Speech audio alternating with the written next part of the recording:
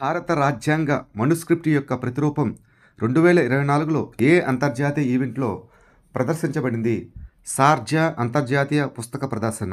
ఇది United Arab ఎమిరేట్స్లో. Why Bharat matters పుస్తకాన్ని ఎవరు విడుదల చేశారు?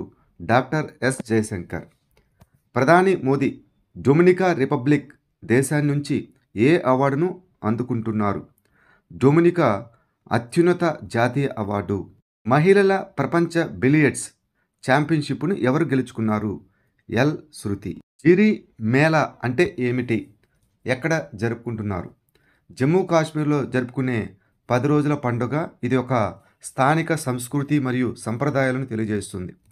ఏ దేశం ఇటీవల తన మొదటి బానిసత్వ నిరోధక కమిషనర్ను నియమించింది? Australia. India game developers conference 16వ ఎడిషన్ ఎక్కడ జరుగుతుంది? హైదరాబాదులో. ఆర్బిటల్ నవల కోసం 2024 బుకర్ ప్రైజ్ను ఎవరు గెలుచుకున్నారు? Samantha Harvey. State of the climate 2024 నివేదికను ఏ సంస్థ విడుదల చేసింది? ప్రపంచ వాతావరణ సంస్థ. ప్రపంచంలోని మొట్టమొదటి high altitude para sports centre కోసం ఏ నగరం ప్రతిపాదించబడింది? లేహ్. ఇది లడఖ్లో ఉంటుంది.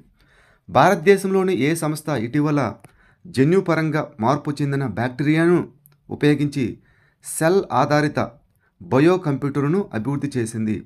సాహా. సిఎస్ఐఆర్ ద్వారా ప్రారంభించబడిన స్వస్తిక్ ఇనిషియేటివ్ యొక్క ప్రాథమిక లక్ష్యం ఏమిటి? సాంప్రదాయ విజ్ఞానం మరియు ఆధునిక విజ్ఞానం మధ్య అంతరాన్ని తగ్గించడానికి. సాంప్రదాయ జ్ఞానం యొక్క కమ్యూనికేషన్ మరియు వ్యాప్తిపై అంతర్జాతీయ సమావేశం ఎక్కడ జరిగింది? గురుగ్రామ్, హర్యానాలో. భారతదేశ పునరుత్పాదక ఇంధన సామర్థ్యం ఎంత శాతం పెరిగింది? 13.5%.